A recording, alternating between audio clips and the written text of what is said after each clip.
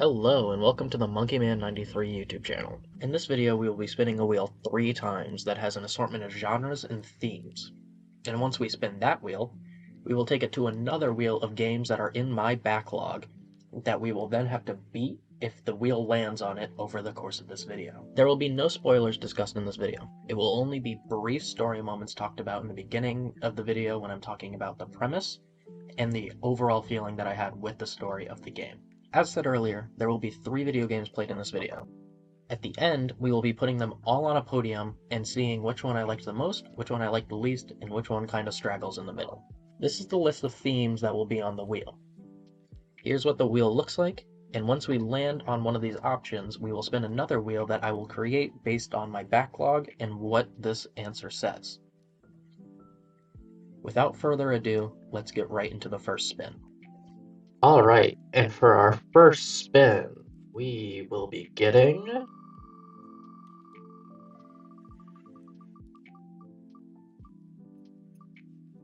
Oh shit. Well, that's a game longer than 20 hours. For this, we will be going off the how long to beat time.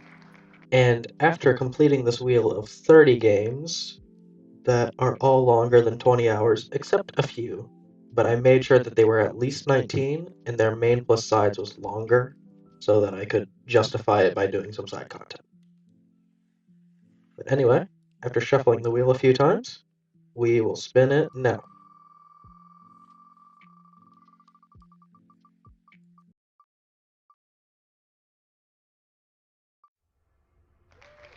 It's certainly a lot longer than 20 hours.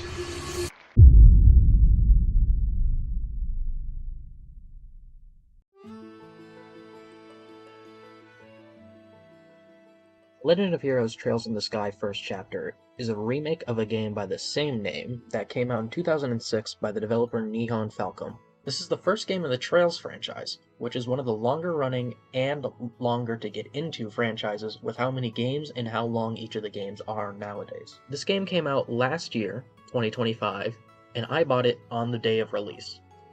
I wanted this game for a while and I was excited to get into the franchise with the new remake, and then I ended up not ever playing it. I couldn't find the time with school, and I couldn't find the time with general life issues. But now, fate has told me to play this game, and by God I will. On release, Trails in the Sky was met with fantastic reviews, having an overwhelmingly positive Steam score, as well as a 90% on OpenCritic and an 87% on Metacritic. This game is unanimously loved by players and critics, so it's a perfect time to play the game if you've never heard of it, or it could be a perfect time to revisit this franchise as the second chapter is coming out later this year. My hype for this game never really died down, I just never had time for a JRPG, but without further ado, let's stop wasting more time and let's get right into the game. One of the first things I want to talk about is the combat. It's this franchise's main claim to fame, from my knowledge, and it honestly is the best part of this game.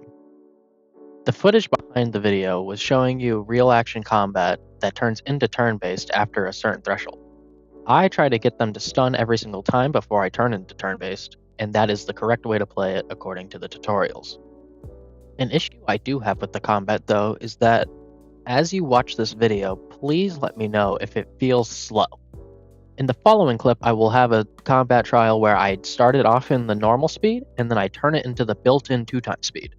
That 2x speed saved me a lot because it was quite handy in speeding up things, but it made the combat too fast. I wish there was a happy medium where I didn't feel like I was moving through quicksand, but it also didn't feel like it was too fast to even make out what's happening outside of just knowing the numbers that are flashing on my screen to tell me how much damage I did.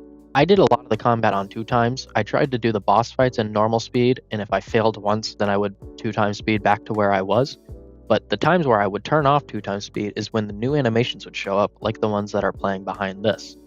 This guy is my favorite character from the combat standpoint. I have a different favorite character that we'll get into here in a second when I talk about the story. But his animations were really cool, and I liked his combat style. That's a good segue into the story discussion, and I don't like it. The story feels very by the numbers, and then the main subplot makes me feel actively bad. Not to get into too many spoilers, because of course, I said I wouldn't, but they talk about it instantly when you're going around the town for the first time, and the main subplot is alluding to a romance between the two main characters who are raised as siblings. I don't know why Japan has this obsession with step siblings turning into lovers. I'm not for it. One of the main parts of the story is that you want to become a senior bracer. The Bracer Guild is somebody who is distant from the military, but they also help the people in their own right. They take bounties and take other things on monsters, and they go help the people of the town. This part was cool, and I like doing the side quests that let me get to a higher point in the Bracer Guild, but it did leave the story feeling a little bit fractioned as well. Each part in the story is basically its own little story itself. You go to a new area, you get new characters, and you do all this new stuff, minus the final chapter, which throws a wrench into those plans. Some of those characters that they introduced were not very favorable. I had a few that I didn't like, but there was Guy who I liked a lot. Olivier is probably my favorite character in this game. He's around quite frequently, and he also is very helpful in battle, and he's funny. He's supposed to be the annoying guy who all the characters hate, but I ended up liking him more than most of the characters that I ever met. This random flaming ball of bisexuality crashes into your team, and he is great for the entire time. I loved his little plot, I loved his little twist, and I loved the stuff that came at the end because it, again, was funny, even if I did feel a little bad for those who did play the game. He would also routinely say the exact same little tagline or catchphrase, and I thought it was funny each time, and it'll play right now. Ping pong! It should be the bare minimum, but we have seen it proven time and time again that people will ignore it. And the idea behind that is that this game has really progressive ideas for a shockingly old Japanese game. The clip playing behind me is a minor spoiler, sorry, but there is a drag show that happens, and it is going to be talked about in the game, and it's not looked at as a bad thing. One other thing that I need to acknowledge is that there's going to be 2 stills shown right now, and these are supposed to be 2 older people. I feel like they just changed older people into being quote-unquote older by just adding a few wrinkles and calling it a day. Their face still looks young, but nothing really changes. This game can look good though. Hopefully the screenshots show that, but there's also a cool quality of life improvement where they skip over retelling a story by throwing this splash screen up and just showing it there. They also use modern inventions in this game, even though it takes place way back in the day. They show this off by showing off the characters really being confused by it because their small town really has none of these. I like the way they introduce these, and I like the way the characters talk about it sometimes. It's an interesting way to keep the world unique and fresh, even though it's really not in the real world. All in all, I did have fun with this game. I think it was enjoyable. I don't think it was perfect by any means, but I did have fun with the combat all the way through, which is impressive for a JRPG that I spent 56 hours in. And then it's also a good story here and there. It really got good at the end, which I obviously can't talk about at all, but that twist at the end, followed by a few other story details that were, I guess, kind of twists, were really interesting, and I had a lot of intrigue with that. And it makes me want to play the sequel, which ultimately is the job of this first game. My favorite version of turn-based is a true turn-based game, but I am going more towards tactical nowadays, with me really enjoying Fire Emblem Three Houses and other tactical games like Mario and Rabbids, which you saw in the beginning of this video. I think the turn-based here was really intriguing, but I don't know how much it was really tactical. It was pretty easy for the most part. I didn't have to think too hard except in the final boss, but most of the time when it became hard, it was because the enemies just randomly got a move that decided it could one-shot you. I don't think that really brings forward a fun challenge. I think that brings forward an annoying challenge, and that's a thin needle to thread, but I don't think this game succeeded in doing it, even though it was still really fun. I'd also be remiss if I didn't talk about the orbment system. This is the system that allows you to have your own movesets for each character and how you can do certain elemental attacks. The issue with many JRPGs, and this one alike, is that they don't ever force you to really change anything. Once you get a certain loadout for your character, you're locked in and you don't have to really change much. I wish there were a few bosses or a few enemies that really threw a monkey wrench into things and made you force yourself to change up your orbment system so that you really were forced to explore more, or that you were just forced to do something else with your character. Because once I had Joshua and Estelle's characters in place of how I wanted them, I never once had to change it, and I feel like that's a bad design on a character element like that. I wish this sounded a little bit more positive because I am truly serious when I say I did have a lot of fun with certain aspects of this game. The gameplay's a lot of fun, but that's hard to talk about because you really have to just play it for yourself. If you do like JRPGs and you do like long franchises that take you a long time to get done, this one is definitely the one for you, considering how many entries I showed you in the beginning of this. I do like this game, but I'll save some of my final thoughts for the ending of this video, because now we have to spin the wheel for the second game. Back to live commentary for the wheel. You can see the list on the right. I have removed the longer than 20 hours option, but we will shuffle it, and then we're going to go to full screen, and we're going to spin. And we get a random PS Plus game. Yep. Almost a random Game Pass game. That would have been kind of funny. But we'll take it to PS Plus right now. All right, I lied. We're going to PS Plus now. I wanted to get my recording set up and just show you everything uncut so that you fully believe that I didn't do anything. Obviously, I do not have a face cam, so I can't show you me covering my eyes or anything. But I promise you, we are in PS Plus. Here are all the games. And I will show you now that we are in the filter section, sort by, and these are all the options that you can sort it by. We could have done A to Z or Z to A, but I didn't really like that option because I was mixing around in the middle too much, and obviously we're going to get into the game in the middle. So with that, recently added to PS Plus, seemed like the way to go, and I'm going to start randomizing here right now. I really want to randomize this. I'm sorry. I did just get stuck. I can hear that. I don't think that the video is going to pick it up, but I could hear it. So I'm just showing off now that I could mix it as I'm still mixing it. But I can hear that. So I'm mixing it, and I'm gonna stop here in a second. Only a few more. I don't want to do this too much longer. And now. And we're at Paw Patrol. What in the world? Why is there a Paw Patrol game on PS Plus? And why do I now have to play it? What could this even be? I don't get it. I know there was Mighty pups, they're here to save the world. I lost my clip for the opening menu, so up in the upper right corner is going to be a credit for the guy who has it on YouTube, who did this on Xbox, which I notably did not. Trails, this guy had a real-world connection that was upcoming with the new game, so we'll continue that trend, and I will acknowledge that there's a new Paw Patrol movie coming out in August, here in America at least. While I may not have much interest in the movie, if I have a niece or nephew who would like it, I would maybe go, because I did like this show as a kid. I remembered liking Rubble a lot, so I tried to play with him as much as I could in this game to try to make this game more palatable, because I knew going into this it would be a game for kids, which means the level design would probably not be the best. I was right tenfold on that, but I did get a few good moments out of it, which I will go back to live commentary for a second just to show you how ridiculous this game got every once in a while. Oh my god! Shake it, move it. Show 'em what you got, that pop stuff. To the pop boogie.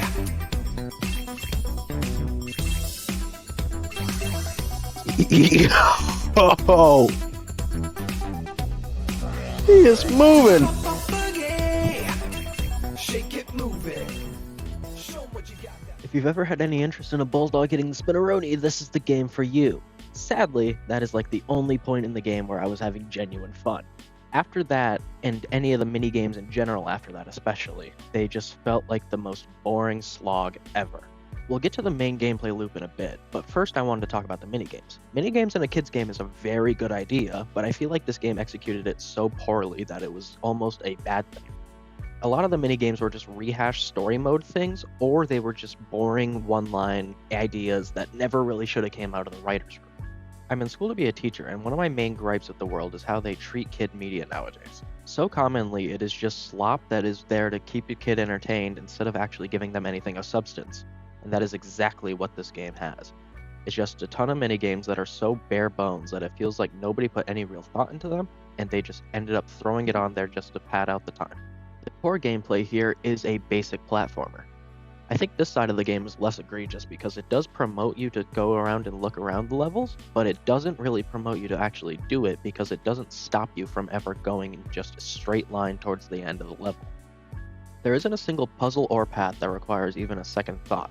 If they would have added more that would have required you to actually think about what you're doing more, this could have been a better platformer akin to those of the SpongeBob games that were around for our childhoods. In the background of this, I'm going to have a video playing of what happens before every single mission. They played the exact same cutscene over and over. But to give you our final thought, I didn't think it was very good, but we will put it on a podium later in this video like we stated earlier. This game could have done so much more, and I would suggest giving your kids or anybody younger than you a much better platformer if you were going to have them play anything on your PlayStation in the future. There's even better ones on PlayStation Plus, like Sly Cooper.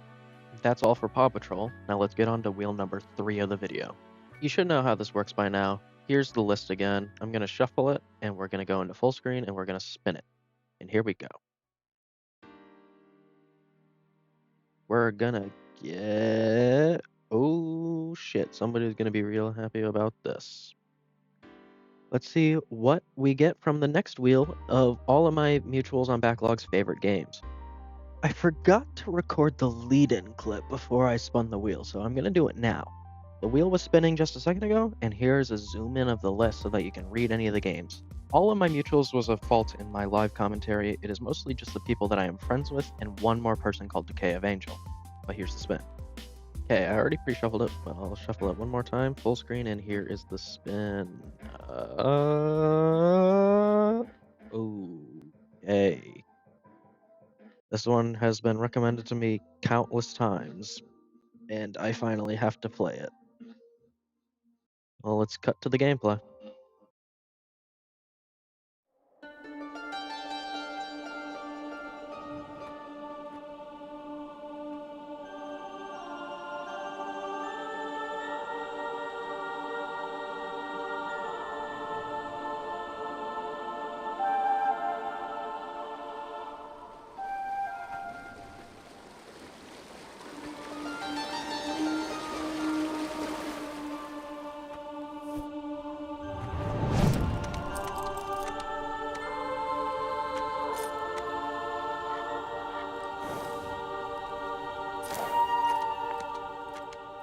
The good friend Yaya's game has won, and we will be playing Shadow of the Colossus.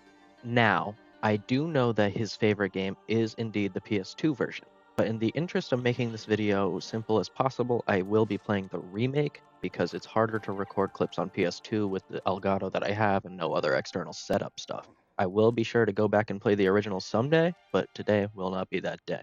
I know I can get away with this to a degree because Yaya does still love the remake and he does promote people to play that version if they can. Now, maybe one of you out there were worried that I would be playing 3 games in this episode and I didn't end up loving any of them. You can calm your worries because this game is amazing.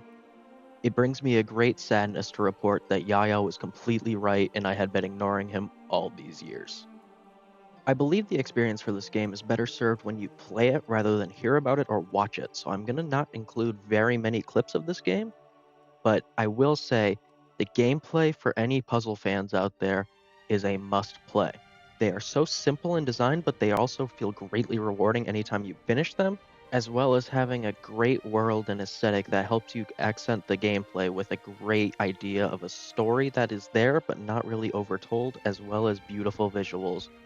The grandiose nature used within the cutscenes really accents how greatly large these colossi are, as well as giving you a sense of fear and also warmth to a degree. Behind is a screenshot of the game that does bring forward more fear with one of the Colossus, but please skip forward about 30 seconds if you don't want to see an uncut clip of another Colossus that will be used to accent my point further. The clip that's currently playing is a Colossus that shows up later in the game, but it doesn't really bring me any fear. This really just feels like an animal that's in its habitat, even though it is a colossus, and you do learn some things about it that should bring forward more fear. But every time I see it, I just think it's a beautiful animal, rather than it's a really scary monster that I have to go out and kill. And I feel like the game really tries to push forward that image. The cutscenes all remain pretty similar in nature, but they all do really look good. Each time you kill a Colossus, you come back to the base, and it shows a similar cutscene to what's playing, and I did like each of them, even if it did begin to become a little bit repetitive. That is maybe my only qualm with this game. I think I beat the how long to beat time, because I ended up finishing this game in 7 hours, but it was 7 hours of straight fun. Sadly, Japan Studio is now dead in the water, but it was one of the studios at PlayStation that was one of the main forces behind fun over story. There is a story in these games, but they aren't really pushed down your throat in a way that cutscenes are overbearing or anything like that. One of the only other teams that I can think of that's really doing this is Housemarque, but I don't really like their games, so I currently at PlayStation have nobody that's really just putting gameplay first. Now, I will get out of here before I spend too much time on the game that I said I won't be spending time on, but I do need to hit the one last point that everybody brings up whenever I see discussion around this game: the horse. I have nothing to say to the people that played the original and hate aggro in that version of the game because I haven't played it yet. That said, to all the people that still hate aggro in the remake, I genuinely cannot understand why. Sure, aggro's a little hard to contain, but if you really think that somebody that small on the back of that horse is going to be perfect to control, you're mistaken. It's also not nearly hard enough for all the people that I've seen whining all the time to be complaining about this. There's so many GTA fans who tell me that I am so wrong for their 100-hour games to be having button mashing as the movement tech, but you play one 7-hour game where you just have to hold a button after mashing it maybe 4 times and you suddenly can't even control the horse because you can't figure out how to move your left stick correctly. I genuinely cannot fathom that idea, and I think aggro is one of the most overhated things in all of gaming. I'm done now. That's all I have to say about this game for now. I feel like everybody should play it, but in order to accent that point, let's go to the podium so that you can all see how I feel on each of these games. Here we are on Canva, where we will be putting all of our games. You can see them over there on the right, and I wish this was a better video for this type of thing, because I feel like you could pretty much tell from how I felt on each game when I described it. But I'll stand true, and we will put Paw Patrol, Mighty Pups, Save Adventure Bay in third.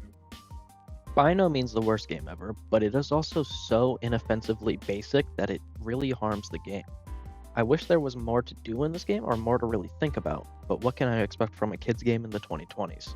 To move right along, we're going to be placing Trails in the Sky first chapter into the second place spot. A pretty good JRPG that has a lot of fun combat can't be saved by a story that I find grating at times, and as well as an elemental system that I really did not find engaging enough considering what it is. I by no means regret playing this game. It's very good to amazing in certain places, where it is only bad to pretty meh in other places, which I feel like is a good average that you want to hold in a game that is this long. I'm also certainly there for the sequel, maybe not day one, but I still want to play it. And that leaves us with 1.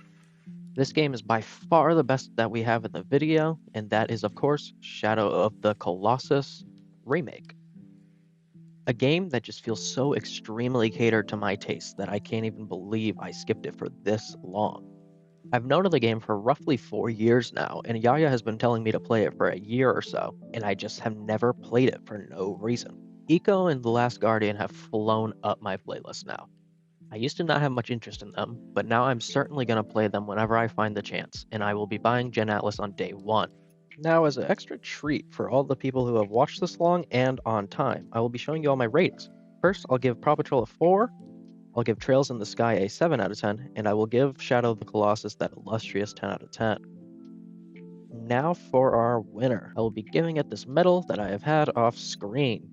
I am sure the remains of Team Eco will be very happy to see this random medal on a video that'll probably get 10 views, but it's there now, and it's off center, so let me fix that, and there.